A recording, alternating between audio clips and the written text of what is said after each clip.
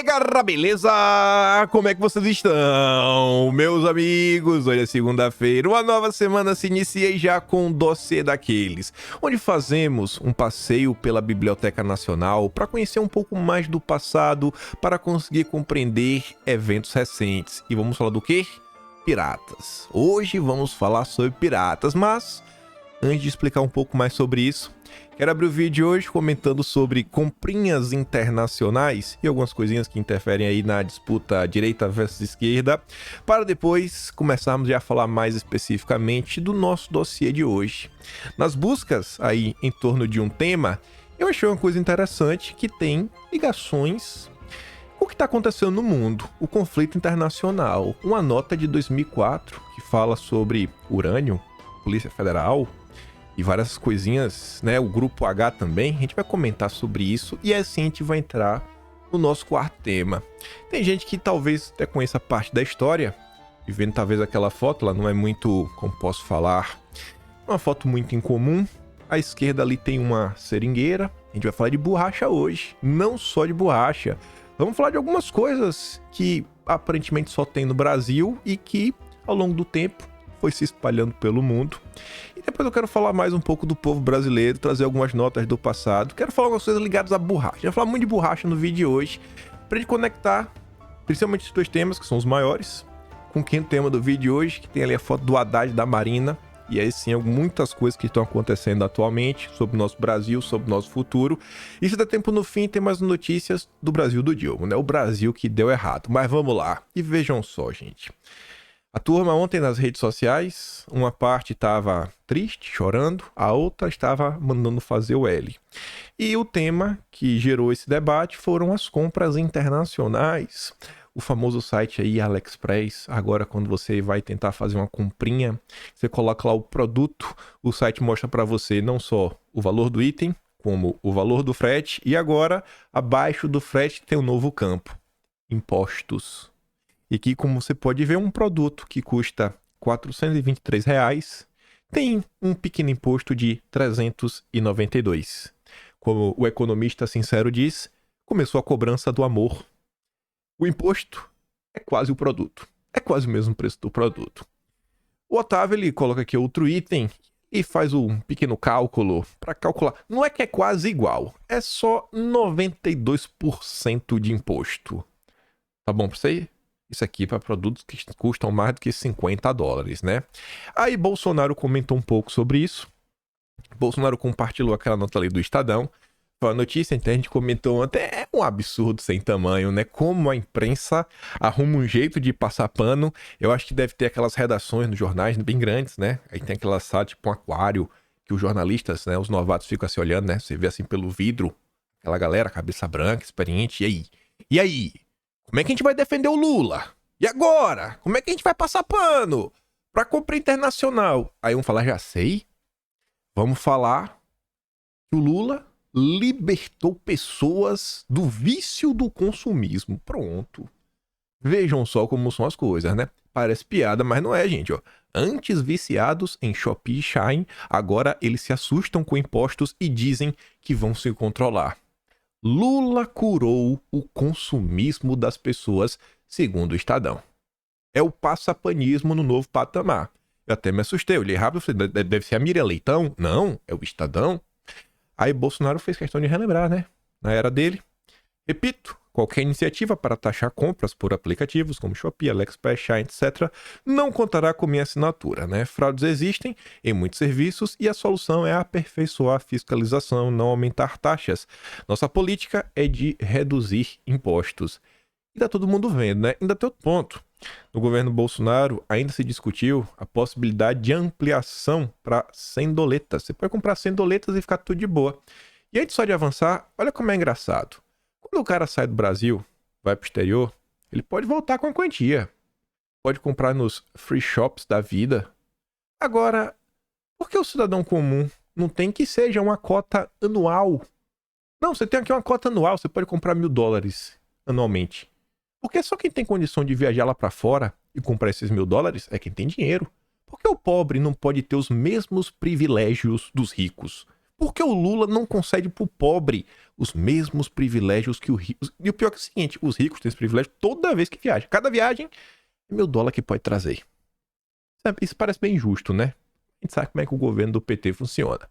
Aí voltando aqui para a faina de preços, Samuel Pancha, jornalista do Metrópolis, fala o seguinte: o brasileiro está tendo uma aula prática no AliExpress sobre a quantidade de impostos que o Estado brasileiro cobra e do quanto isso acarreta no valor final dos produtos que ele consome. Tá aprendendo? Este é o governo Lula. É uma aula de lulismo econômico. E aí ele comenta o seguinte, né? Ele recompartilha aquela nota clássica da senhorita primeira-dama que ela fala: choquei, a taxação é para as empresas, não é para o consumidor. Lembram disso da época? Que o povo começou a... Meu Deus, Lula não faça isso. E aí todo mundo viu, né? Pelo menos não apagou a postagem. Tá lá, inclusive, com a checagem até hoje. E ele diz, ó, também uma aula prática sobre o motivo pelo qual políticos devem ser vistos com desconfiança e não como donos da verdade absoluta. Mas vamos continuar. Ainda sobre esse embate direita-esquerda, já entrando agora um pouco mais na esquerda, ontem o Lauro Jardim falou o seguinte: queda na arrecadação, o sinal de preocupação passado Haddad. Talvez seja até por isso que o Haddad está tentando aumentar, né? A arrecadação via comprinhas. Compre e dê um dinheirinho para Haddad. A arrecadação das prefeituras médias e grandes do Sudeste caiu muito em setembro e nos 10 primeiros dias de outubro. O sinal de preocupação foi passado ao Haddad. Também decepcionaram no mesmo período as vendas de produtos como cervejas, refrigerantes e produtos de beleza. Vamos dar uma olhada. Primeiro, Sudeste. Gente, olha só. Qual é o maior PIB do Brasil? É o PIB do país. Mas como um todo. Qual o segundo maior PIB do país? O PIB do estado de São Paulo. Terceiro maior PIB do país, o PIB da cidade de São Paulo. A gente está falando aqui que o maior impacto foram nas prefeituras das médias e grandes cidades do Sudeste. Ou seja, a região que tem um dos maiores PIBs. Então, se você fala de uma queda de 5%, eu não estou chutando uma porcentagem, uma queda de 5%, por exemplo, na arrecadação da cidade de São Paulo, meu amigo, às vezes é melhor você perder 10% em um estado no sul do país, no centro-oeste, no norte. Você perde 10%, você perder 5% apenas em uma única cidade. Pode ser que a gente esteja diante de uma queda na arrecadação realmente impactante. Lembrando que o Lauro Jardim é amigo do Haddad, sempre soltam as notinhas passando pano, e ele fala que caiu muito, né? Caiu pouco. E você ainda olhar outro fator. Decepcionou.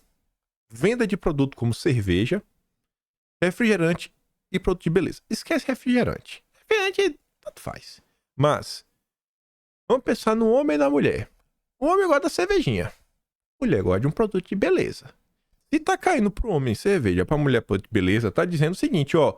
Produtos supérfluos, que não são assim obrigatórios, etc e tudo mais, meio que estão sendo deixados em segundo plano. Quando é que isso normalmente ocorre?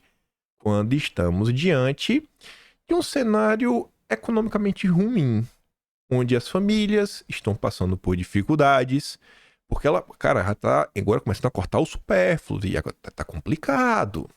Então, todos os indicativos nos mostram que Lula quebrou o país. E ano que vem, eu tenho certeza que muitas pessoas vão querer respostas. Não adianta criticar. Elas vão querer saber, tá, mas qual é a proposta de vocês?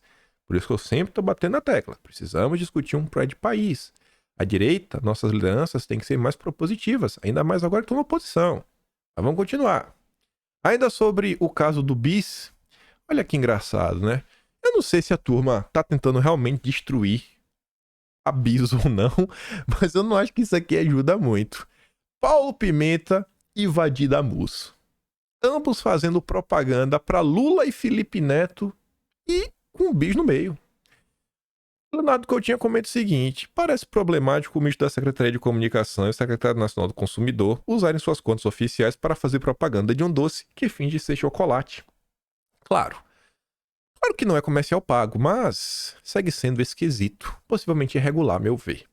Continuando, Ontem o Guga Noblar tava dando chilique, falando assim, ó. A extrema-direita que persegue professor, chama de doutrinador, persegue jornalista, persegue judiciário, persegue até o Papa, agora resolveu perseguir marca de chocolate. São os patetas fanáticos, ai bababá, ppp. O mesmo Guga Noblar, em outro episódio, esse daí interessava a ele falava assim, ó. Isso é democracia.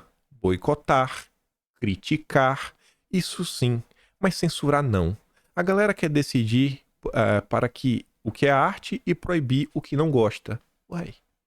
Então, quando você trata de arte, etc., você pode escolher boicotar, desde que você não censure. Então, o boicote é democrático. Agora, quando é um tema que você não gosta, aí é fanatismo. Esta é a nossa esquerda. E aí, aqui pegando um link, a gente vai falar um pouco de passado. Se você coloca aqui o caso do BIS, achei a informação muito pertinente. O Paulo Eduardo Martins conta o seguinte: o BIS é uma criação da Lacta. A Lacta, antes de ser Mondelez, pertencia ao ex-governador Adhemar de Barros. Eu não sabia disso. Em 1969, a Vá Palmares, que a Dilma fazia parte, segundo o Paulo Eduardo Martins, teria confiscado, roubado o cofre do Adhemar, que continha cerca de 3 milhões de dólares. A esquerda sacaneia a turma da Lacta há tempos. E aí, agora a gente começa a entrar no vamos ver. Acabou a brincadeira. Vejam só. Começando aqui sobre esse tema internacional, que eu achei uma nota muito interessante. No meio, quando eu fui pesquisar o negócio, eu já achei uma nota. Falei, rapaz, eu não sei que nota é, né? Mas vejam só. Repatriação de brasileiros em Israel teve seletíssima lista dos fura-fila. Essa nota aqui é um bom retrato do que é o nosso país. Farinha pouca, meu pirão primeiro. Ao menos nos primeiros voos de repatriação, houve uma seletíssima lista de prioridades enviadas pelo Planalto. Lula mandou... esses aqui são os privilegiados. Esse daqui merece um tratamento diferenciado. Laura Jardim diz, alguns privilegiados com bons padrinhos retornaram antes. Esse é o nosso Brasil. Nada novo sob o sol brasileiro. Mas vamos lá. Se lembra do Said? Se lembra que no primeiro momento as pessoas comentaram sobre as fotos que o Said tinha com políticos de esquerda e etc, tudo mais? Olha só, ele tem foto com o ministro, tirou foto recente, o caso aí do Padilha. Ele tem foto com o Silvio Almeida. E aí, quando olhava no passado, nossa, ele tem foto com a Dilma. Eita, rapaz, Paulo Pimenta, um monte de gente. No segundo momento, o que foi descoberto? Que o Said não era apenas um cara que tinha fotos. Quem contou na época, a gente trouxe aqui em vídeo, o Leonardo Coutinho. Ele fez uma thread rememorando, relembrando alguns casos passados, mostrando como o Said, muito mais do que um ator ideólogo, ele tem um caráter político em sua ação. É basicamente um lobista profissional, abrindo portas no Brasil para causas um tanto quanto estranhas. Aí o Estadão solta essa nota hoje falando o seguinte: PCdoB fica em cima do muro sobre expulsar afiliado que zombou de vítimas do Grupo H. Aí PCdoB resiste a dizer se vai expulsar o Said Tenório. Questionado pela coluna sobre o que faria com esse assessor, do Márcio Gerri, a legenda afirmou apenas que episódios como esse serão tratados de acordo com as normas estatutárias, sem dizer qual. De acordo com as normas estatutárias do PCdoB, o filiado que desrespeitar princípios programáticos, a ética, a disciplina do estatuto pode sofrer sanções que vão de uma simples advertência à expulsão. A sigla também afirmou que as declarações de Said Tenório não refletem o pensamento do partido. Pô, não reflete o pensamento do partido, mas vai acontecer com ele? Nada. Mas vamos lá, né? O caráter político, abrindo portas. E o Leonardo Coutinho mostrou, né? Olha só, essa pessoa aqui que esse cara tava perto, tá envolvido numa confusão na Argentina, tá na lista da Interpol, tá ali, tá aquilo outro. Eu não vou trazer aqui a thread. Quem quiser, ou vai lá no Twitter, ou assiste o vídeo da semana passada. Aí eu tava passando no Twitter ontem, e eu me deparei com esse post. Vocês até vão saber mais ou menos que a gente vai começar a falar daqui a pouco. Vi um perfil chamado Márcio Boni. Ele me marcou e falou assim, ó, Kim, falando em biopirataria, você sabe quem foi o papai dessa vertente criminosa? O botânico inglês Henry Wickham. E eu conhecia essa história aqui, mais ou menos. Eu não conhecia a fundo, mas eu sabia que teve uma treta lá na época do ciclo da borracha, que o Brasil, depois de 1913, começou a cair por causa dos ingleses, mas eu não sabia a fundo. Acho que alguns de vocês talvez saibam mais a fundo, outros já devem ter ouvido falar, outros não fazem ideia. Hoje todo mundo vai saber bastante. Todos vamos saber bastante. Mas deixa isso daí de lado, né? Aí eu fui pesquisar essa nota, coloquei o título, e aí, pra minha surpresa, na hora que eu coloquei o título, começaram a aparecer sugestões, como essa nota que era antiga, começou a aparecer algumas sugestões que essa matéria é da Isto É. E aí, uma das sugestões que me apareceram, não sei o que tinha a ver, a manchete com aquela outra nota, talvez seja a questão de biopirataria. Eu me deparo com essa nota. Eu falei que era 2004, acho que no início, né? É de 2006 a nota. Mas são de eventos que aconteceram em 2004. A nota é do Rodrigo Rangel, que atualmente escreve no Metrópolis. É um jornalista investigativo, várias fontes, solta notas de Cajuíno, ele solta todo dia, mas está no Metrópolis. Antes estava na Cruzoé, antes já esteve na revista Época. O cara porreta demais. Realmente, a matéria dele não estou sendo irônico, não. Ele é muito crítico ao Bolsonaro, mesmo assim, mesmo crítico à direita, eu reconheço que ele tem matérias muito interessantes. E essa nota falava o seguinte: o contrabando do urânio brasileiro. Aí falava que tinha uma investigação secreta da PF que desvenda a quadrilha que extrai em vida material radioativo para fora do país. Falei, como é? Aí veja. Em julho de 2004, a PF apreendeu no interior do Amapá, na nossa Amazônia, na caçamba de uma caminhonete, 13 sacas de um mineral granulado escuro, muito mais pesado do que o que aparentava ser. O material examinado depois nos laboratórios da Comissão Nacional de Energia Nuclear era um composto de urânio e tório, minerais altamente radioativos que abundam em jazidas encravadas no extremo norte brasileiro. Falei, mas rapaz, que viagem, viu? Estava ali o fio da meada para a descoberta de uma das mais obscuras máfias em atuação no país. Aí você vai ler na nota e ela fala assim, ó. Conheceu a realidade das minas, onde garimpeiros põem suas vidas em riscos, expostos à radiação, e desvendou uma investigação que até aqui vinha sendo tratada como segredo de Estado. São centenas de horas de gravações telefônicas feitas pela polícia que revelam por dentro o funcionamento da máfia, desde a extração do minério nos garimpos situados em plena selva amazônica até as negociatas encabeçadas por quadrilhas que exportam urânio para clientes tão misteriosos quanto elas próprias e, muitas vezes, com respaldo de autoridades constituídas, nomeações e políticos. Produtos saindo do Brasil para fora, tendo políticos, né? E membros de, sei lá, órgãos públicos no meio da confusão. Será que tem alguém abrindo e fechando portas? Além de brasileiros, estão sob a mira das polícias irlandesa, russa, alemã, suposto integrante de uma conexão que, segundo investigadores, estaria levando o minério para países da Europa, Ásia e África, em particular para a Rússia e para a Coreia do Norte. O Palácio do Planalto já recebeu alerta de que urânio pode estar indo parar também na mão da turma que gosta de tocar o terror, viu? Olha agora. No rastreamento da teia de relações mantidas pela quem estava fazendo coisa errada, a polícia chegou ao nome de Haitham Abu Rahman Khalaf. Esse nome não parece português, né?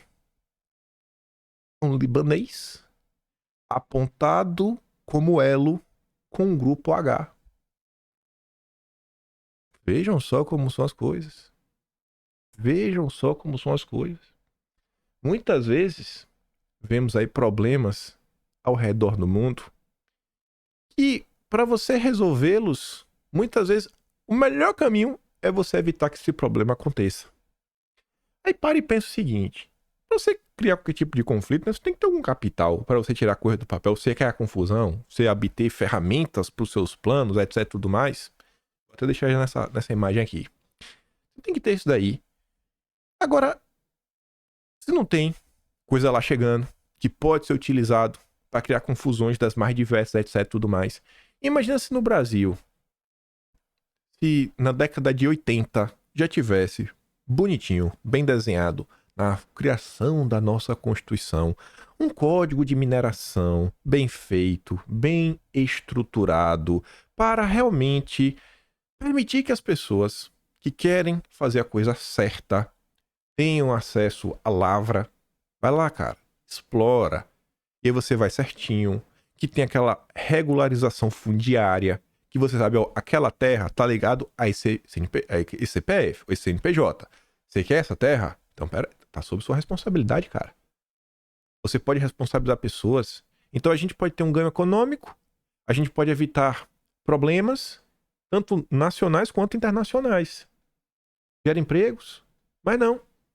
Por causa de uma agenda ideológica anti-Brasil, anti-desenvolvimento, a favor de uma agenda verde para salvar a mãe Gaia, que você sabe que é balela. Olha o que muitas vezes acontece. Olha para onde podia estar indo. Gente, isso é o que se sabe. Imagina o que não sabe. Vamos voltar agora por causa do Tenório. Quem que conhecia esse site Tenório? Se não fossem os comentários horripilantes que ele fez, duvido que o Leonardo Coutinho teria feito aquela thread, duvido que as pessoas ouviriam falar. E ainda assim, é um. Será que é o único que abre e fecha portas? Não tô falando que ele abriu portas para esse tipo de coisa, mas só pra mostrar. Na época lá da thread, ainda falei, por exemplo, do Marco Zeng, aquele ligado ao País Vermelho, também abria portas para várias pessoas, inclusive para empresas de câmeras que são utilizadas lá no País Vermelho para o sistema dele de crédito social, lá da rua, que o Dória, inclusive, foi visitar quando foi lá. São aquelas coincidências do nosso dia a dia. E aí você vê que entra ano, sai ano, e a gente vai ver isso ao longo do vídeo. Entra ano, sai ano, os problemas continuam os mesmos. A última nota é de 2006, sobre uma coisa que começou em 2004, aquela investigação da PF. Essa aqui foi no ano passado, no governo Bolsonaro. Mais uma vez, como funcionava o esquema de contrabando de ouro e urânio pela Amapá. O mesmo Amapá, o mesmo urânio. A mesma PF desarticulou um grupo que contrabandeava ouro e urânio a partir do Amapá e de Roraima para outros estados brasileiros e também para a Europa. A organização já havia movimentado, segundo as investigações, 115 milhões de reais no mercado paralelo. Isso do que se sabe. O governo Bolsonaro apresentou o PL 191/2020 para aprimorar o Código de Mineração brasileiro e a gente começar a botar coisa para andar. Mas a turma não quer. Principalmente a turma da Marina, né? E o que o Lula agora abraçou a causa. Mas vamos lá. Vamos para a matéria da borracha, que o Márcio Boni comentou. Anota isso daqui, ó. O homem que roubou a borracha do Brasil, de Ivan Cláudio, 26 de agosto de 2011. Biografia mostra a vida de aventuras e infortúnios do inglês Henry Wickham, o pai da biopirataria. Olha como são as coisas. A biopirataria aparentemente tem um pai, e o pai, o fundador desse grande movimento de surrupiar os outros, ele começou pelo Brasil, com a borracha. Vocês vão ver a magnitude disso. Era madrugada quando um homem chegou ao Jardim Botânico de Kew, em Londres, à procura do seu diretor. Ele trazia uma carga roubada, 70 mil sementes de seringueira. Foi graças a essa encomenda surrupiada do Brasil que as colônias inglesas na Ásia tornaram-se as maiores produtoras de látex do mundo no início do século passado, enterrando o milionário ciclo da borracha na Amazônia. O ladrão se chamava Henry Wickham, um aventureiro inglês que morou em Santarém, no Pará, autor de um dos primeiros casos de biopirataria da história. Sua trajetória de homem visionário, destemido e bastante teimoso é narrada com neutralidade, mas não sem paixão, pelo jornalista americano Joe Jackson no livro O Ladrão no Fim do Mundo. O boom da borracha foi uma decorrência do crescimento urbano e dos principais meios de locomoção individuais, bicicleta e o automóvel. Tentativas de se levar sementes da chamada Paraffine ou Hevea brasiliensis, de onde se extraiu o melhor látex do mundo, já haviam sido feitas. Outro espertinho inglês tentou contrabandeá-las dentro de 2 crocodilos empalhados, mas todas chegaram secas à Europa. Wickham foi mais feliz em seu golpe. O sucesso do seu roubo não se deveu apenas à esperteza com que despistou a alfândega brasileira. Ele argumentou que estava levando espécies botânicas extremamente delicadas para a Rainha Vitória. Graças ao que aprendeu da população nativa, sabia onde buscar as sementes, qual a melhor época e como evitar o seu bolor e a germinação. Imagina esses zongueiros que estão no Brasil hoje, que impedem o contato das populações locais, os brasileiros, com os indígenas. Os zongueiros podem. Os zongueiros podem estar em contato com os indígenas. A população não. Imagina se esse conhecimento fosse realmente trocado, compartilhado. O bom para um lado, o bom do lado para o outro, trazendo conhecimento. Imagina a quantidade de coisas que os brasileiros poderiam aprender. Quem aí não tem uma avó e não, toma esse chá, isso aqui, aquilo outro, e dava certo? Imagina a quantidade de substâncias úteis para a humanidade como um todo. Mas a gente não pode ter contato. Mas olha quem tem contato. Se hoje são os zongueiros, lá atrás, o nosso pirata Henry. De postos diários de Violet, a mulher do Wickham, né? O Joe Jackson reconstitui em detalhes toda a operação do roubo. O aventureiro tinha acondicionado os grãos em 50 cestos indígenas e forrado o conjunto com folhas de bananeira para evitar a formação de uma camada de cianeto. A embarcação da carga foi outro lance de suspense. A sorte colocou diante de Wickham um navio novinho, ainda na segunda viagem de Liverpool a Manaus, o SS Amazonas, cujo capitão se encontrava desolado por ter sido roubado e abandonado pela tripulação. A tramóia, embalada em gesto patriótico, veio a calhar. Olha só. Apesar do serviço à rainha, Wickham se viu frustrado em suas ambições de coordenar as plantações de borracha nas colônias asiáticas. Fora barrado pelo diretor do Jardim Botânico, que o julgava um picareta. Recebeu apenas 700 libras pelo feito e vagou pelo mundo como um condenado até ser abandonado pela esposa em Nova Guiné. 3 décadas e meia depois, quando as árvores nascidas das 2.900 sementes germinadas passaram a produzir a rica seiva, ele conseguiu, enfim, provar que estava certo. E virou cavaleiro da rainha. Olha só, ganhou um título por ser um pirata, por surrupiar o Brasil. Aí eu fui atrás de mais informações. A revista Época traz alguns complementos interessantes. Falando assim, ó, Henry Wickham, o inglês que se tornou o pai da biopirataria. Semana passada nós comentamos sobre a nossa independência. Que ela se casa, né? Ela é o mesmo período que nasce a dívida externa brasileira. Que pra gente ser independente, nunca se tornou, tiveram que pegar o empréstimo. Com quem? Com os Rothschild. Os Rothschild de onde? Da Inglaterra. Esta mesma Inglaterra. Eu não trouxe no vídeo da semana passada, mas depois pesquisando, já no início da República, Floriano Peixoto, né? O governo de Floriano Peixoto, novo empréstimo, também com os Rothschild. A gente trouxe no vídeo da semana passada de novo. 1903, para o Brasil comprar o Acre, mais 2 milhões, os Rothschild de novo.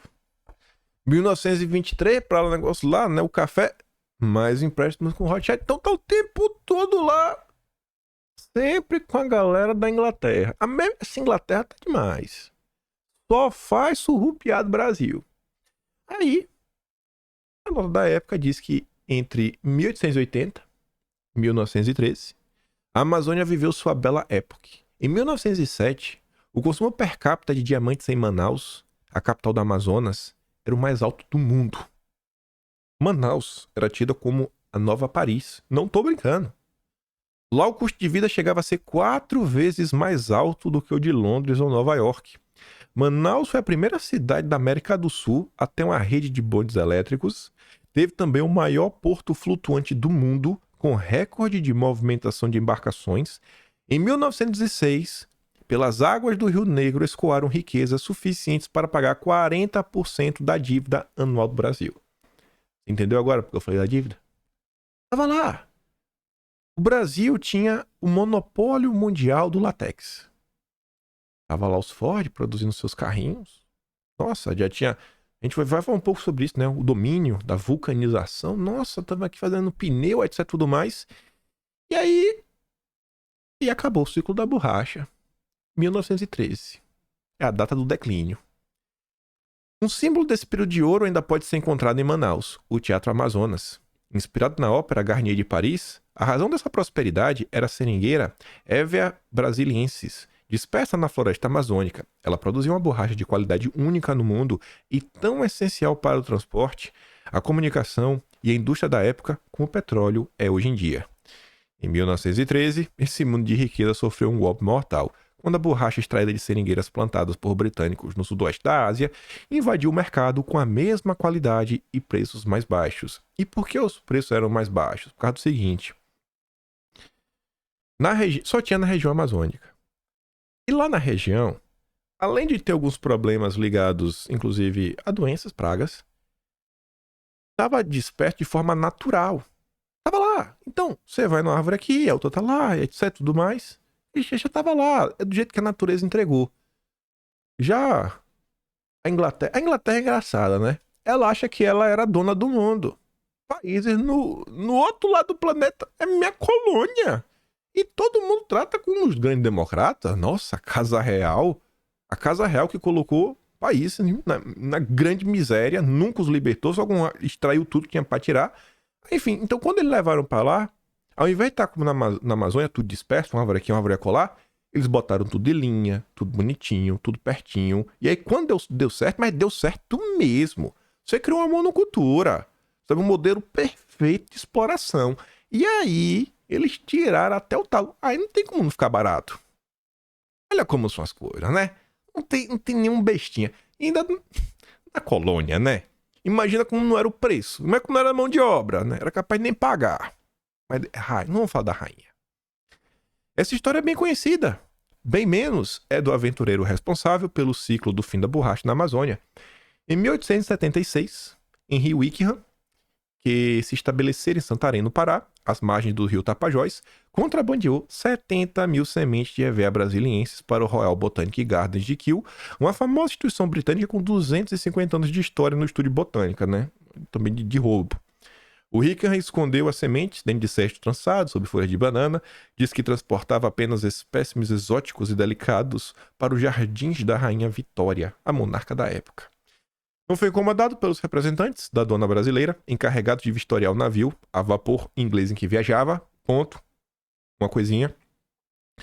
Na semana passada, quando falamos de Padim Patsiço, comentamos sobre duas notas que mostravam como a turma do Ford, ali em meados de 1920, estava tentando levar a tal da Hevea. Se não me engano, era 350 sacas de semente, outra coisa. Foram duas embarcações, duas notas diferentes, sobre duas embarcações diferentes, que eles, ô irmão, tá querendo levar, que onda é essa aí, hein? Que onda é essa aí, hein? Tá aí. É o tempo todo isso. Os grandes democratas do mundo que hoje querem dar ordens sobre como os países devem viver. Saqueadores. Não passam disso. Mas enfim, apenas 2 mil sementes deram certo, depois levaram lá para o Sudoeste Asiático. Produziram, 37 anos depois, a ruína econômica da Amazônia brasileira e mudaram em certa medida o mundo. O roubo das sementes de seringueiras foi feito sob encomenda do Consulado Britânico de Belém. E aqui que já entra um grande ponto. O cara não fez isso do nada, gente. É um pedido expresso. É um pedido expresso.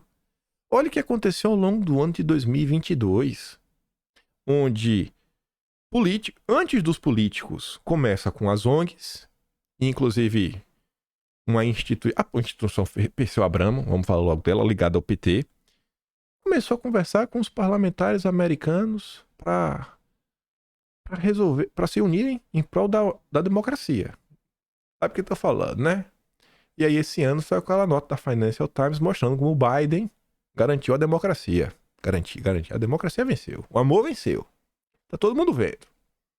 Então, assim, essa turma que tá aí, vem pro Brasil, eles só querem o ver a nós. Não tem vosso reino. A gente comentou, deve ter um mês. Pacheco tava nos Estados Unidos, ele tá sempre viajando essa turma, né? Agora tô em Paris. Mas quando ele tava passeando nos Estados Unidos, no evento do LEAD, agora é do Grupo Esfera. Durante o evento do Grupo LEAD, o Pacheco fala assim, não, eu estive na Wilson Center, que é a fundação ligada ao governo americano, Woodrow Wilson. Eles estavam meio preocupados, assim, né, com as agendas. Eu falei, não, fique de boa que a gente vai avançar com a agenda verde do jeito que vocês querem. E aí, quando a Amazônia Nossa, o John Kerry, a Amazônia Nossa, veio no Brasil, bateu foto com o Pacheco, né? Aí a embaixadora americana no Brasil falou, não, Pacheco aqui é o nosso grande aliado nas causas climáticas no Senado. Então, essa turma, as pessoas têm que olhar e entender, ó, essas pessoas, elas não estão no Brasil para ajudar o Brasil. Nenhuma delas. Nenhuma. Tem nenhum embaixador no Brasil preocupado com o Brasil. Ele tá no Brasil com a função diplomática, que é ajudar o governo dele. Seja abrir comércio para empresas brasileiras, ver oportunidades para as empresas dele. Ele tá aqui servindo ao país dele. Ele não tá do nosso lado. Nenhum embaixador, mas nenhum. Embaixo do lado do Brasil, talvez os embaixadores brasileiros. Talvez, porque ainda tem uns que joga contra. Se for um governo de direita, joga contra. Como também saíram matérias nesse ano no Jamil Chad mostrando como eles agiram para frear a agenda de destruição de Bolsonaro. Vamos lá. Mesmo depois de contrabandear com sucesso sementes, ele não obteve nem fortuna nem reconhecimento imediato. Foi aquela coisa. Achou que ele era um qualquer. Um descarado. E realmente era. Narrador habilidoso, aí tá falando do livro do Joe Jackson. Ele sabe contar essa história da saga pessoal no seu devido contexto, de empreitada do imperialismo britânico para manter sob seu controle um produto considerado vital. A botânica foi apenas mais uma ferramenta para a manutenção da hegemonia econômica. É exatamente isso. Hegemonia econômica. No passado, você impunha as coisas pela força. Hoje em dia não precisa mais ser pela força. Não precisa, até porque em situação econômica ruim, a própria população se revolta. E o que é que hoje eles vão? É nessa mesma agenda verde. Olha como vira e mexe, né? A gente tá sempre comentando algum assunto ligado à natureza, meio ambiente, que tem um forte impacto econômico que coloca o Brasil de joelhos. Então quando fala assim, ó, essa agenda verde que tá aí, SG, é uma agenda neocolonialista, lá atrás foi colonialista, agora é a sua nova forma. Agora porque agora tem a Bolsa de Valores. Antes do roubo da semente da EVA brasiliensis, a coroa britânica financiara expedições às regiões andinas para o roubo da cinchona, planta do quino, substância usada no tratamento da malária e útil para as tropas inglesas que ajudavam a manter o comércio colonial do mundo.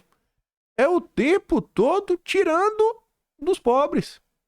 Imbuído de um peculiar senso de nacionalismo vitoriano, Wickham achava que o roubo das sementes era uma ação nobre em prol do bem comum da humanidade, do Império Britânico e da rainha. A biopirataria de Wickham teve muitos desdobramentos, além da ruína econômica da Amazônia.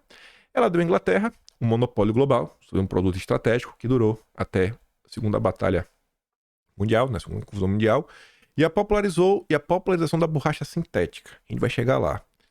Em 1930, Henry Ford, que precisava da borracha para os pneus dos carros que saíam de suas fábricas, tentou quebrar esse monopólio. Ele adquiriu terras próximas de Santarém e criou a cidade no meio da floresta, Fordlândia, que a gente comentou no vídeo da semana passada. É sobre isso que o padre Cícero está falando. As terras lá no Tapajós. Foi outro fracasso, motivado pelas pragas e pela incompatibilidade entre os caboclos amazônicos e o modo de produção do Fordismo. Outros ecos do roubo de Wickham reverberam até hoje. Há 2 semanas, a Polícia Federal prendeu 3 pesquisadores americanos em Corumbá, Mato Grosso do Sul, que faziam pesquisas no Pantanal sem autorização. Imagina o que eles estavam procurando. Agora que a gente vai falar de mais pirataria. E não é falar só de borracha, não. Agora vamos dar uma volta no passado, né? Fui procurando as primeiras notas que eu encontrei. Eu encontrei uma de 1921, que eles estão explicando como Wickham passou a perna no Brasil. 1921, foi a primeira nota que eu encontrei. Depois de 21, já pula para 1925. É mais uma nota explicando como ele passou a perna no Brasil. Só que a gente já contou aqui a história, nessas notas mais atuais. Depois disso, a próxima nota, que fala do Wickham é de 1928. Essa eu fiz questão de trazer. Você vê que o jornal chega, noticia um sentimento assim, até de alegria, né? Falando assim, ó, o homem que surrupiou a semente da Evéia. Morreu em Londres, o fundador da cultura britânica da borracha. Vai pra aquele lugar, né? Vai embora. Jogando contra o Brasil. Aí eu fui pensar mais notas. E olha só. Notas que falam dele. Eu fui atrás, né? Que só pegar nota pra contar o que foi ocorrido, a gente acabou de falar. E as notas que saíram nos jornais vêm na mesma linha. Nenhuma traz nada assim muito diferente do que essa nota da Isto É e essa nota da revista Época. A não ser uma que a gente vai comentar daqui a pouco. Que é a conexão pro próximo tema. Mas veja essa. 24 de dezembro de 1940. Mentira Descarada. O filme que a Dunlop Pneumatic Tire Corporation está passando no cinema Broadway e a verdadeira história da borracha. É o seguinte, Brasil, não tinha TV, não tinha internet.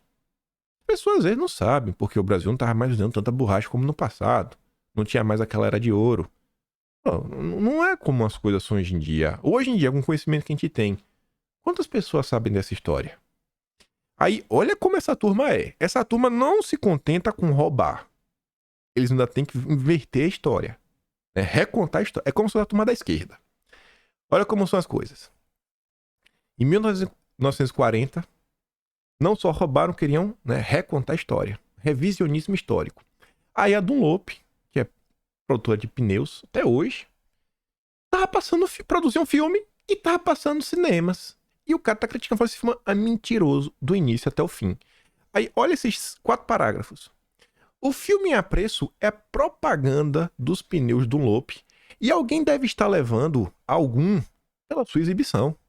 E a história da borracha apresentada inocentemente como transplantada Evéia dos jardins ingleses para a Malaya, no caso a Malásia, omite descaradamente a verdadeira origem da atual riqueza dos plantadores seringueiros na Ásia.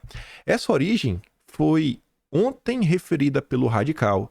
Tratou-se de um furto, legítimo furto, das sementes e mudas de seringueiras amazônicas praticadas pelo inglês Henry Wickham. Os caras contaram o filme, não, olha só, tínhamos seringueiras no Jardim da Rainha e nós levamos para as nossas colônias. Uai, e apareceu onde, hein? Quer dizer que a rainha tinha desde sempre. Seringueira virou o quê? Tá de brincadeira, é? A origem da potência econômica da Malásia e das plantações da Dunlop é assim, muito diversa do que é contada ingenuamente, entre aspas, no filme que a Broadway exibe. Nos Jardins de Londres não nasceu seringueira nenhuma. Foi para lá levada a espécie que Henry Wickham furtou do Amazonas, porque, afinal das contas, se o Brasil furtado e ainda por cima vir dentro de uma firma estrangeira procurar aqui dentro, na própria capital da República, contar a história da borracha, a sua afeição, francamente é demais. O português me rebolou falando assim, cara, não basta roubar, vocês têm que roubar, distorcer a história, ainda vir aqui na capital da República, no caso do Rio de Janeiro, pra contar mentiras? Tá de brincadeira, né, bicho? Mas vocês estão também tá demais. Aí veio essa nota. 5 de setembro de 1940, Jornal Dia. Era de Curitiba. Olha a manchete. Plantações de castanheiras do Pará nas colônias britânicas. Era mais uma nota que falava sobre os nossos amigos ingleses, ladrões finos, piratas, tentando também levar as castanhas do Pará para as terras deles. Aí tá ali, ó. Aí ele primeiro fala que levaram para várias regiões, mas por causa do clima não conseguia dar certo, não vingava, etc. Tudo mais, assim, ó. Por este motivo, foi a castanha do Pará transportada para muitas outras regiões tropicais do Império Britânico, tais como sejam a Malásia, Ceilão, Bornéu, ilhas dessas Sicílias, né, Seychelles, e recentemente para a Nigéria e a Costa do Ouro. Rapaz, já vamos contar de novo, ó. Vamos ver, peraí. Outras regiões, já tinha levado para uma, não sei qual é, eu não lembro, tá ali no início. Mas as outras, Malaya, Ceilão, Norte Bornéu, Ilhas Seychelles e recentemente para a Nigéria, Costa do Ouro. 7 colônias. Um país tinha 7 colônias. Eu não concordo com essa história de dívida histórica, mas toda vez que surgisse alguém do PT falando de dívida histórica, eu falo assim, irmão, vai lá na Inglaterra cobrar os amigos da Marina. Vai lá. Vai lá cobrar deles. Não vem cobrar do brasileiro que tá sofrendo, não. Porém, nenhuma dessas colônias chegou à produção antes de um nível comercial. Os resultados mais promissores foram obtidos na Malaya, onde a castanha do Pará foi introduzida pela primeira vez em 1884. Mais ou menos na mesma época que o botânico inglês, o Henry Wickham, levara para o Kew Garden de Londres as mudas da Hevea brasiliensis. Aí você vê outra nota, 22 de dezembro de 1940, denunciada a comissão norte-americana que se encontra na Amazônia, acusada de estar transplantando a seringueira do Brasil para o Panamá. A gente comentou ali na nota da época sobre a turma que foi presa no Pantanal. É o tempo todo tentando saquear o Brasil. É só vem a nós. Só vem a nós. Tem que estar de forma clara para as pessoas que o Brasil não tem amigos nenhum. Só o brasileiro. E olha lá, já é daquele jeito. Não dá pra... não, gente. Não tem nenhum país do lado do Brasil. Ou o Brasil começa a pensar nele, no seu desenvolvimento, ou os nossos políticos realmente começam a discutir o Brasil. A gente vai continuar do jeito que tá.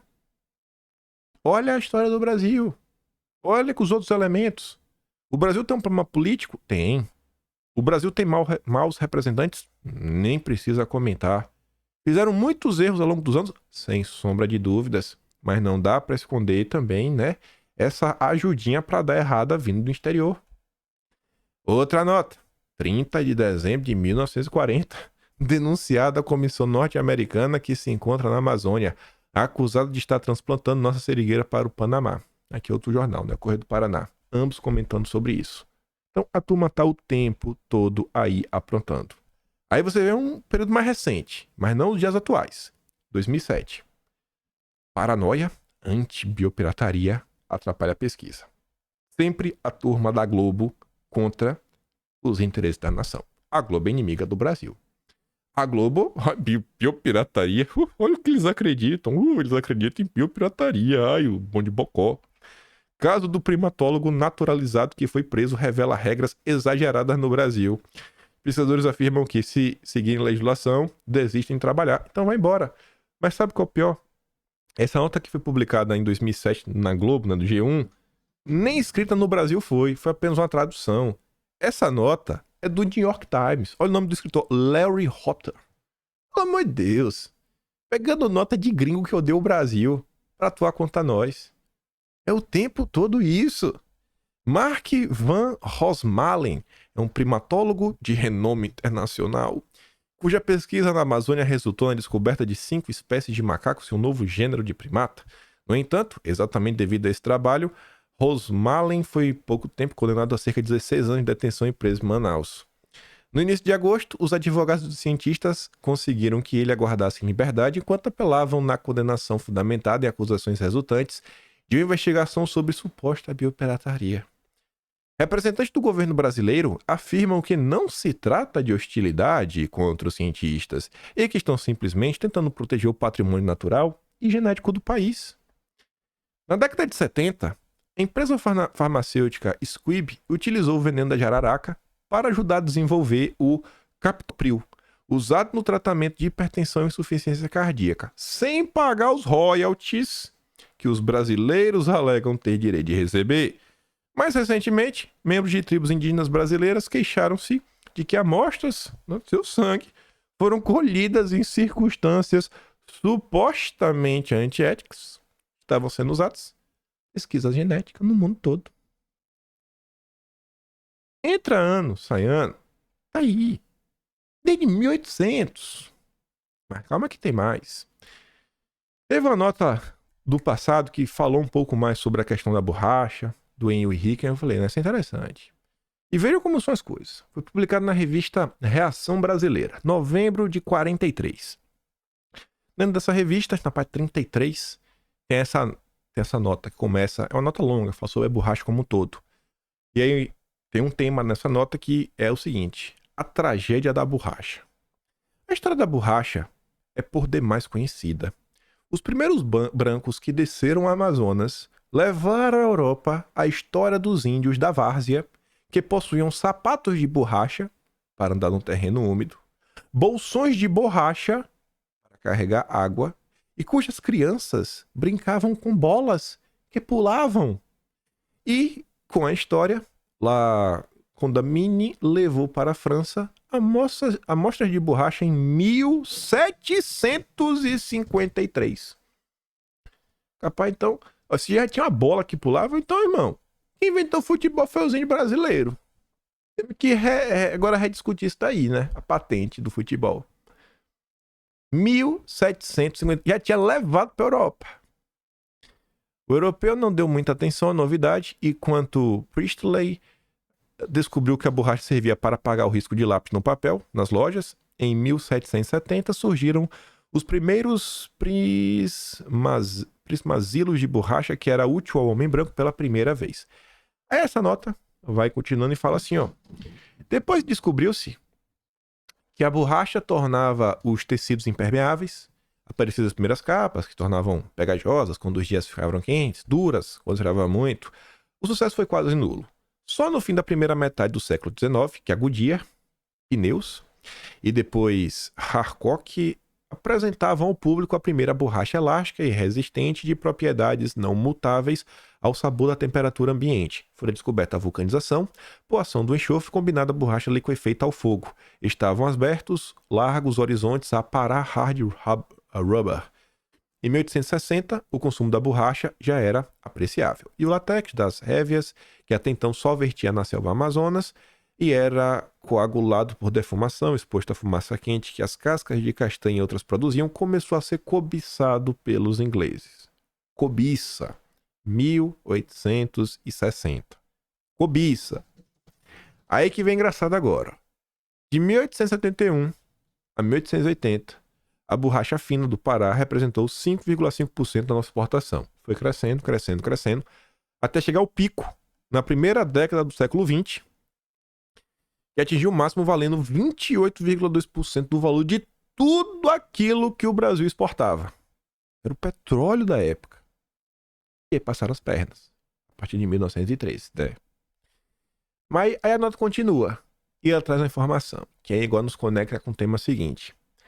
Com os automóveis, os pneumáticos, né, do Loop, e as câmaras de ar, que absorvem cerca de 75% da borracha produzida, as aplicações na fábrica de fios, de outros materiais elétricos, na fabricação de ebonite, né, borracha dura, nas correias, tubos. Gente, borracha usa para tudo. Na época se falava de 40 mil aplicações. Não sei, acho que chutaram o valor, mas enfim.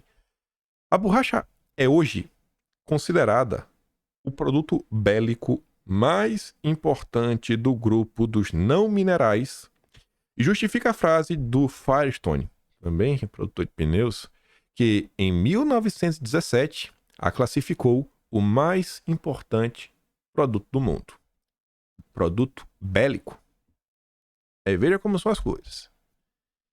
Tem um caso que a primeira vez que eu ouvi foi um vídeo assim do TikTok. Não lembro quem foi que estava comentando sobre esse caso. Dos soldados da borracha que estiveram no Brasil. E que muitas vezes a gente não dá o real valor. É aquela história que todo mundo no Brasil é ruim. Ninguém presta. É um povo... Né? O povo brasileiro não presta. Não, o povo brasileiro é só... Se fala no Brasil, só quer falar do jeitinho brasileiro. Sem querer olhar as conquistas do Brasil. Olha o tamanho desse país. Olha a diversidade das regiões. E Minas chegar aqui quando não tinha nada, quando era literalmente tudo mato, cruzar um oceano não sei quantos meses, sem GPS, sem geladeira, sem energia elétrica. A coragem para fazer isso não era pouca não, gente. Era muita coragem. E se lançaram ao mar. E vieram. E construíram. E desbravaram. E era uma confusão mais de 1000. E tem o país aos trancos e barrancos. Aí veja como são as coisas. Passado esse período, início dos anos 40, vocês deviam estar lembrando o que estava acontecendo na Europa, né? Confusão generalizada. O cara do bigode estava tocando terror. Aí, em 2016, a Gazeta do Povo soltou uma série de matérias na época, falando, relembrando algumas histórias. E é bastante importante. As pessoas, além da questão dos ex-combatentes, né, que foram lá para a Itália, os brasileiros, talvez se não fosse o Brasil, a turma tinha perdido. Se a turma, não sei, se a turma do Ocidente venceu, vamos falar assim, né? Bem que também é ocidental. Mas enfim, se a turma do lado certo venceu, foi graças ao Brasil, gente. Por quê?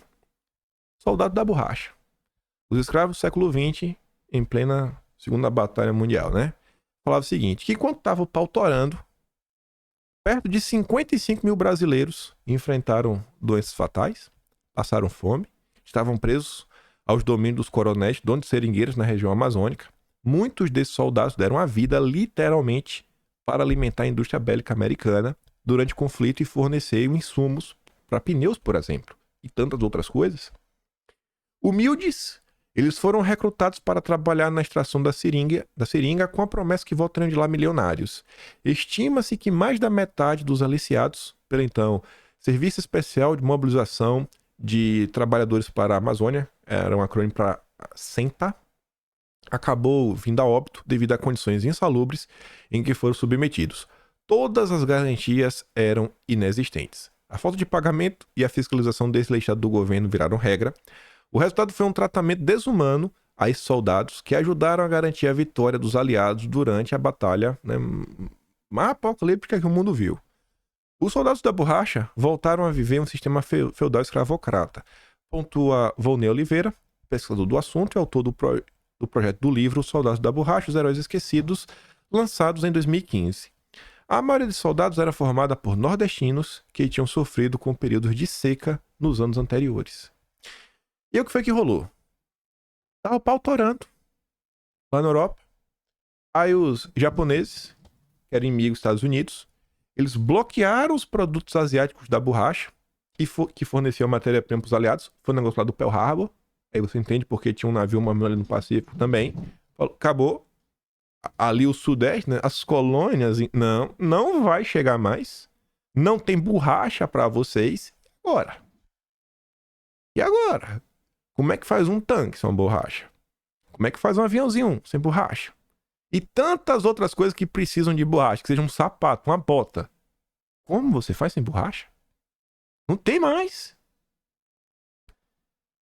Aí, o amigo Biden temiam pelo pior.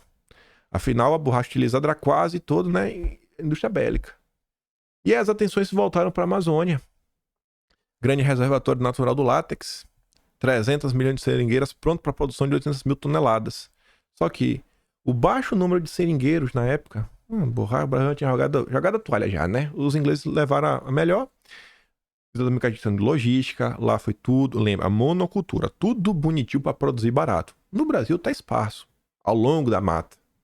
Enfim, precisava de gente. Esses trabalhadores que estavam trabalhando conseguiu produzir 17 mil. Só que os americanos, eles precisavam de 70 mil. Assim, irmão, tem que aumentar essa produção aí em 5 vezes. Aí que vem o governo brasileiro. Assinou um acordo com Washington para o governo americano investir. Ia dar 2 milhões de dólares mais 100 dólares para cada brasileiro que fosse lá. Olha como eles são bonzinhos, né? 100 dólares. Que esse dinheiro nem chegou na mão dos trabalhadores. E aí, em contrapartida, ia caber o governo brasileiro recrutar os trabalhadores. E o povo foi lá. O que é o Serviço Especial de Mobilização de Trabalhadores para a Amazônia? Como o trabalhador se inscreve para a Batalha do Amazonas? Assistência médica, alimentar e educacional. E não teve nada. Nada. Os caras foram para comer o pão que o diabo amassou e garantir que os aliados iam vencer. Se derrotaram o cara lá do bigode, foi por causa dessa galera aqui, ó. O povo nordestino, trabalhador, foi pra lá. Enganado. Seguiram anteontem de Macau 150 trabalhadores para a Batalha do Amazonas, 30 de abril de 1943. E aí tá comentando sobre o caso. Umas propagandas da época. Jornal do Comércio. 6 de junho de 1943. Os grandes armazéns, né? Tava lá, ó. Produzir borracha é produzir a vitória. Seringueiros, soldados da borracha, de vosso esforço e de vosso patriotismo, o Brasil tudo espera. Superando pela qualidade, a semelhança do avião inglês na Batalha da Inglaterra, a borracha brasileira também superará o inimigo. Conservar essa superioridade e intensificar a produção é a maior contribuição para a vitória. Na borracha brasileira, vamos fugir os primeiros clarões da vitória. E não teria, gente, nenhum desses aqui. Avião, tanque, carro, esquece! Esquece! Foi o Brasil! 8 de junho de 1943. O Brasil no conflito. Sem borracha, as máquinas de batalha não poderiam continuar funcionando. O mês nacional da borracha e o incremento da produção. A indústria carbonífera em Santa Catarina e no Paraná. Propaganda nacional dos bônus da batalha. Atividade da Legião Brasileira de Assistência, chamada de reservistas, notícias dos estados. E a Renato comentava, Getúlio Vargas fez um acordo com os americanos, blá, blá, blá, blá, blá. E aí, como a turma falou, né? A maior parte aí deu mal. Isso aqui, em questão, a galera começou a chegar, se não me engano, a partir... Começou ali mais ou menos a convocação em fevereiro, em abril já estava chegando a galera. Em 21 de julho, 40... Não, aqui já, na verdade aqui já tinha passado já. Enfim. Após passar isso daí, 47, 4 anos depois, fizeram a contabilidade. 31 mil homens não voltaram. Entregaram suas vidas pela vitória do planeta. E ninguém conta esse tipo de história nas escolas. É só aquele papo que o brasileiro não presta, que é jeitinho brasileiro, que é um povo isso, é um povo aquilo, e que o Brasil não deu certo porque foi uma colônia de exploração. Olha aí o explorador. Olha a Inglaterra, quem tanto comentou. Olha isso, cadê? Ele tá vendo aí a exploração. A exploração continua até hoje. Portugal, pelo menos, acabou. Portugal deu 2 lá. 2 milhões de libras, vida que segue. E foi importante. Mandou muita gente. Teve gente que veio e ficou aqui. Mas vida que segue, era 20%. Era um quinto. Não é uma piada que faz. Era um quinto, 20%. Olha como tá hoje. Aí, ó. A colônia de exploração. Esses são os exploradores. Eu não tenho um reconhecimento. Essa nota falava, né? 31 mil óbitos. Aí, pá. Eu nem coisa que eu tô ficando, pensando em ficar puto da vida. Aí pega isso tudo. O vídeo vai ficar longo mais uma vez, mas eu quero comentar porque eu quero dar um arremate em coisas recentes. Aí você que vê que, mais uma vez hoje, qual é a agenda central do governo? Agenda verde. Vocês, gente, eu tenho a mais pura convicção que vocês já entenderam. Tá, eu já entendi. Essa agenda verde não vai nos ajudar em nada. Economicamente só vai nos atrapalhar. Mas olha para essa questão agora de forma um pouco mais ampla. Nesse contexto geopolítico, nesse contexto internacional, nesse contexto que eles realmente estão atrás. Olha o que eles já fizeram no passado. Olha o quanto eles já prejudicaram o Brasil das mais diversas formas. E olha como, por exemplo, o mercado de crédito de carbono está vindo aí. Para quê? Para garantir a soberania econômica. A hegemonia econômica. É para isso que está vindo. Mais uma vez. E mais uma vez, eles possuem agentes. Só que agora não precisa nem ser os agentes externos dele mesmo. Agora tem gente aí no governo Lula trabalhando para os interesses internacionais. Vide a Marina Silva. Essa foto aqui é sensacional, no Fórum Econômico, lá com a turma do Klaus, onde a Marina encontrou Algor, seu velho amigo, onde o Haddad bateu foto com o filho do Soros, o Malok Brown. Não lembra disso? Tá no Notas Brasileiro, que hoje saiu já a versão definitiva, bonitona, Kim.com, sem BR. Escândalo expõe problemas do mercado de crédito de carbono na Amazônia, diz o jornal. Qual foi o jornal? Financial Times. Publicou uma nota. Com um absurdo que está acontecendo, né? Rapaz. Na maioria das hipóteses, o mercado de crédito de carbono envolve regras opacas, direitos a terras complicados e fazer negócio é uma tarefa árdua. E na pior das hipóteses, é uma terra sem lei. E o que é que eles sugerem, então, para resolver tudo? Uma nova regulamentação. Ou seja, a lei que a nossa querida Leila do vôlei relatou e que todos os nossos senadores de direita votaram sim. Todos! Sem exceção. 16 votos a favor. Foi unanimidade. Uma matéria que era terminativa. Não foi para o plenário do Senado. Já está na Câmara. Parabéns a todos os envolvidos. Aí tá aqui, ó. Essa é a nota que o João está se referindo. Escândalo expõe os problemas do mercado de crédito de carbono na Amazônia. E aí fala. O Brasil não é para amadores. Diz um velho ditado do país. O sentimento é por vezes uma referência à complexidade caótica do Brasil. É duplamente verdadeiro no que diz respeito à realização de negócios na floresta amazônica. Aí tu acha que ele quer descomplicar? Não, ele quer que você coloque as regras bonitinhas do jeito que eles querem. É a regra deles que vai favorecê-los, que vai favorecer as grandes empresas, que vai favorecer os países que já estão industrializados e que tem capacidade para se industrializar ainda mais. Com o regresso de Lula à presidência, a proteção ambiental passou para o primeiro plano da agenda política. Tradução: agenda verde, agenda central desse governo.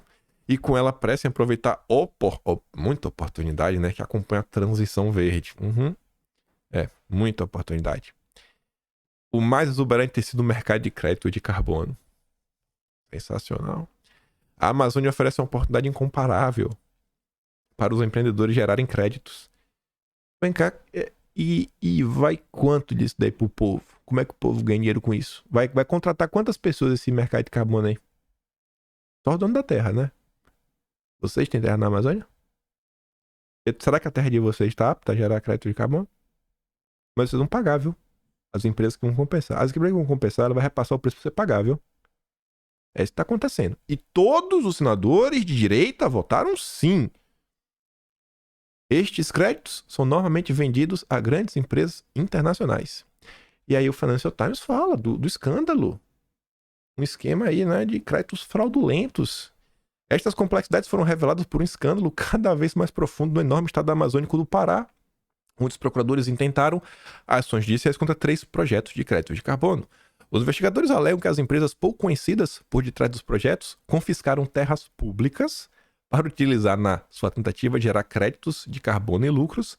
Na linguagem local, o suposto delito é a grilagem. Os caras fizeram grilagem de carbono, meu Deus! Depois de uma investigação levada a cabo pelo grupo de comunicação Globo, né, informou que os créditos não só tinham sido verificados pela Verra, o principal organismo do mundo, como quem comprou? Air France, Boeing, Liverpool Football Club. Essas empresas não são alvos de ação judicial, né? E aqui é aquela coisa, a culpa não é minha. Eu fui tapeado, e aí você vai pro próximo, né? Eu fui tapeado por fulano, que fulano me tapeou, que o outro me tapeou. É o ciclo de tapeações. Ninguém é culpado. Que fala assim, ó. Pessoas-chave citadas nos autos disseram que cooperariam com o tribunal para corrigir qualquer possível irregularidade. E num comunicado, a Verra disse que levava as reivindicações muito a sério e que os projetos estavam já em revisão. Ela achou que era sério, mas agora está revisando. A Boeing disse que estava determinando os próximos passos, mas que comprou através de uma agência reconhecida. Nossa, o culpado é da Verra. E ninguém é culpado, não tem nenhum culpado. Nenhum. E tá avançando, e tá todo mundo batendo palma. As empresas que compram créditos baseiam-se frequentemente nas melhores práticas internacionais e na verificação limitada de terceiros. E aí, a situação pode resolver. Porque tem o projeto da Leila do vôlei. E também o trabalho na Câmara, que o Lira já falou que é prioridade. A situação, nem tanto, poderá melhorar nos próximos meses. Ainda que o Congresso brasileiro se movendo de criar um quadro jurídico para o mercado de carbono obrigatório. Projetos de crédito de carbono não são para organizações bem intencionadas que não tenham um bom nível de especialização. É um território complicado, não é para amadores. Entendeu, né? O mercado de carbono não é para quem tem boa intenção, é para quem sabe. Para quem sabe, quem é especializado. Deixa pro pai. Deixa pra rainha. Se bem agora, deixa pro rei Charles dedo de linguiça. Ele vai resolver. E o Biden. E o brasileiro continua sendo um colono. É vassalagem pro lado, vassalagem pro outro. É que eu comento depois no vídeo de amanhã. É as coisas da COP30 que o povo já tá aí também procurando confusão. Mas, gente, entra ano, sai ano. Vocês estão vendo os mais diversos eventos históricos no Brasil que tá acontecendo. Sempre tem um dedinho de alguém que não gosta do Brasil. Antes, o Lula fosse o único problema. O Lula é o serviçal. É literalmente o vassalo. Seguindo toda a agenda que foi construída anti-Brasil. Hoje a gente tem internet. As pessoas conseguem se informar. Muito mais do que em 1887. Quando foi. Não, hoje dá pra ter uma informaçãozinha. A gente tem que falar de Brasil. Não tem pra onde correr. Tem que falar de Brasil. Tem que falar de soberania nacional. A gente tá no básico. A gente tá no nível 1. A gente não passou do zero. A gente nem estrada tem nesse país. E a turma continua proibindo a Amazônia. A turma continua falando de COP, transição energética, título verde, isso, os índiozinhos, marco temporal. Olha todas essas medidas. Olha o marco temporal. Olha o marco temporal sobre essas informações. É muito fácil entender quando se fala de ouro. Porque ouro é muito óbvio. O valor agregado é óbvio. Ser constado de forma fácil. Mas olha essas questões ligadas à biopirataria. Eu nem fui atrás da história do pau rosa, que é o que faz o perfume da Chanel. Qualquer dia eu vou. Mas tá aí, um pouco da nossa história aí. Para os que já conheciam um pedaço, para quem não conhecia nada e para quem talvez já soubesse de tudo. Mas sempre tem uma coisinha para complementar e tentar contextualizar o que a gente vive no Brasil hoje. Por hora é isso. Se gosta do meu trabalho, dá um baita trabalho para fazer, hein? Dá pra dar aquela compartilhada marota. Deu um trabalho miserável, mais uma vez. Esse aí dá um trabalho. Esse, nossa, se o site da Biblioteca Nacional fosse mais rápido, adiantava muito do meu lado. Fora recortar esses prints bonitinho. Enfim. E também, se você gosta do meu trabalho, tá no meu canal, tem um botão de valeu, tem um peito na descrição e o Atlas Brasileiro, kimpam.com sem BR. Por hoje é isso. Aquele grande beijo e abraço, tamo juntos. Valeu, meus amigos. Fui!